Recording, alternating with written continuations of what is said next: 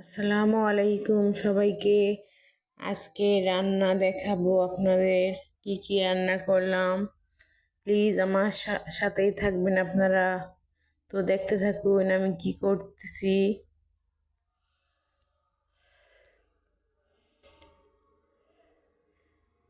প্রথমে লাউ ধুয়ে নিয়েছিলাম, মরিচ, হলুদ, পেঁয়াজ, লবণ এবং ডাল লাউ দিয়ে উঠাই দিলাম চুলার উপরে।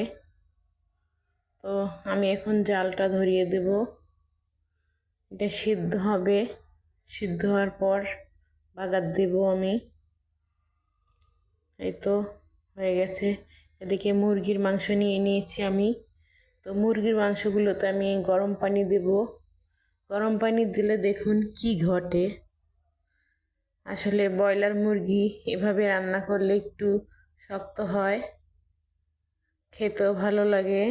মনে হয় যে একটু যে গরুর মাংস যেরকম শক্ত হয় ওরকমই হবে।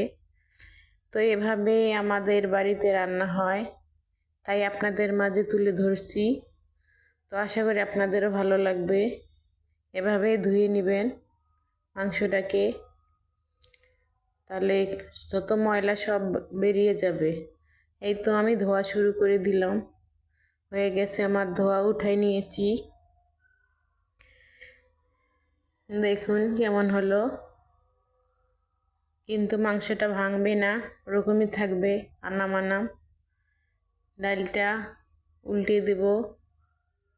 একবার উল্টে দিয়েছিলাম, এটা আমি আপনাদের মাঝে উঠাই নাই।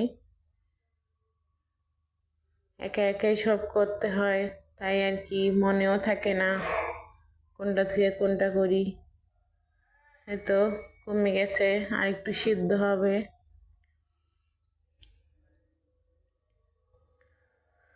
জালটা কমায় রাখছি সিদ্ধ হওয়ার জন্য।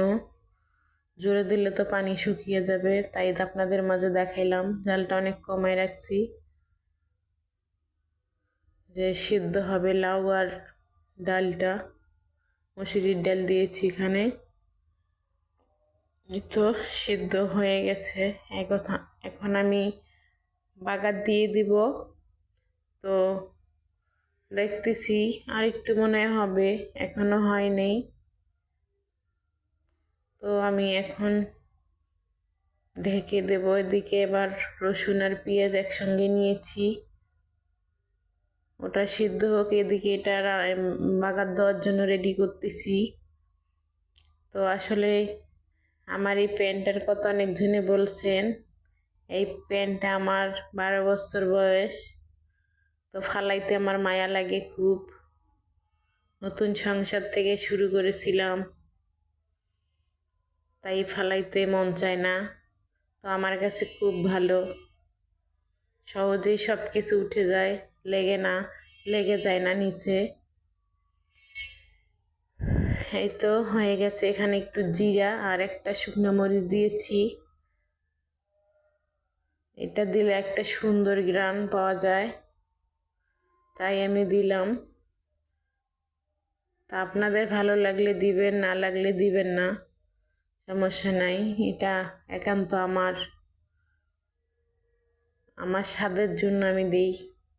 তো এই তো হয়ে গেছে। এখন মিক্স করব, একটু বলক উঠবে, বলক ওঠা পর্যন্ত অপেক্ষা করতে হবে আমাকে।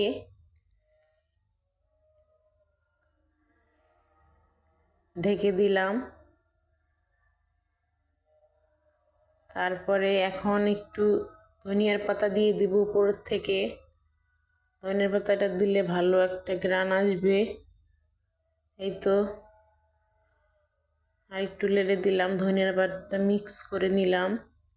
তো মিক্স করা হয়ে গেলে আমি আর একবার ঢেকে দিব। এই তো এটা শেষ। এখন আমি এই যে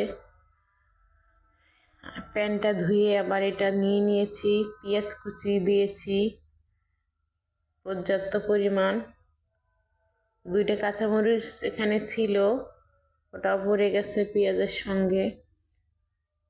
এই তো পেঁয়াজটা আমার হয়ে গেছে। এখন এখানে একটু আমি পানি দিয়ে দিব। পানি দিয়ে বাকি মশলাগুলো আমি এখানেই অ্যাড করব। তো আশা করে দেখবেন আপনারা। আমার সঙ্গেই থাকবেন। আমার কোনো ভুল হলে ক্ষমা করে দিবেন। আসলেই আমি নতুন আপনাদের মাঝে,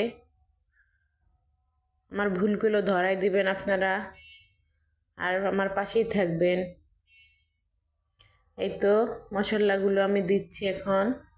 তো এখানে দিয়েছি মরিচের গুঁড়ি আর হলুদের গুঁড়ি, আর এখন দেব লবণ। এই তো মিক্স করে নিচ্ছি আমি সবগুলো একসঙ্গে। এই তো মিক্স করা আমার হয়ে গেছে। একটু আদা রসুনও দিলাম, আদা রসুনটা দেওয়া হলো। তারপরে দুটো তেজপাতা আমি ধুয়ে এখানে দিয়ে দিলাম। আর গোটা মশলা আমি দেইনি, সবগুলো আমি ফাঁকি করে রেখেছি, ওখান থেকেই দিব। এই তো কষা হয়ে গেছে আমার এটা। তো এখানে আমি মাংসগুলো অ্যাড করে দিব এখন। মাংসগুলো অ্যাড করব।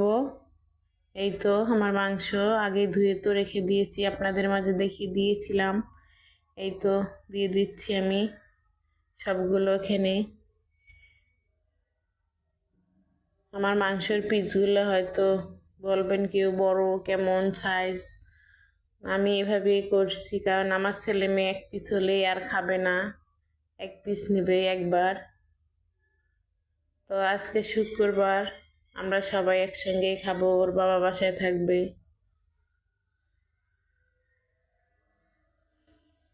এই তো আমি এবার একটু ঢেকে দিব, এখান থেকে পানি বার হবে। তো দেখতে থাকুন কিভাবে পানি বাড়ায়। পানি কিন্তু দিলাম না, এই যে পানি বাড়িয়ে গেছে। এটাতে আমি কষাই নেব সুন্দর করে। এই তো লাগতেছি।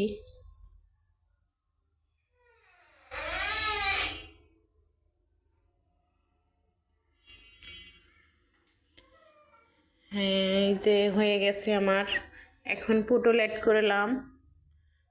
পটলটা সিদ্ধ হওয়া, মাংস সিদ্ধ হওয়ার জন্য একটু পানি দিয়ে দিয়েছি, ওটা কষানোর পানি হয়ে গেছে। এখন আমি আরেকবার কষাই নেব, ওটা মশলার পানি ছিল আগেরটা। তো এখন আমি দিলাম একটু কষার জন্য আর একটু পানি, সিদ্ধ হবে কষা হয়ে যাবে। তো এই তো আমি ঢেকে দেবো এখন। তো দেখতেছি এখনো পানি আছে, তো একবার নেড়ে দিচ্ছি। নাড়ার পরে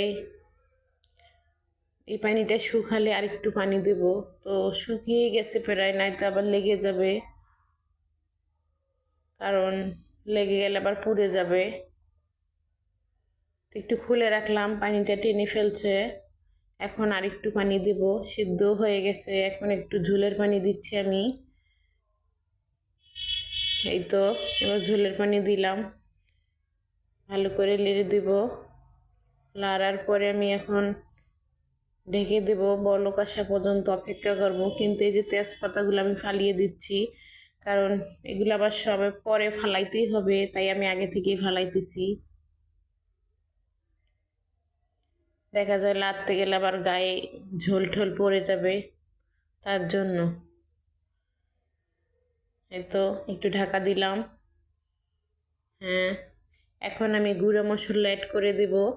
গরম মশলাগুলি আমি গুঁড়ি করে রেখেছি, তাই দিচ্ছি। তো ধনিয়া, জিরা, ডালচিনি, ছোটো এলাচ, বড় এলাচ, লবঙ্গ সব একসঙ্গে আমি গুঁড়ি করে রেখেছিলাম। এই তো সব দিয়ে দিচ্ছি এখন।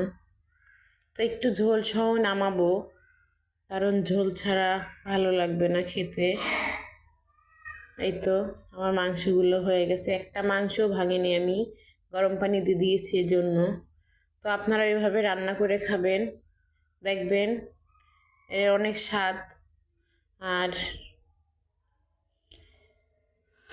আমরা এভাবেই খাই, তা আপনাদের মাঝেই শেয়ার করতেছি। এই যে দেখুন রান্নার পরে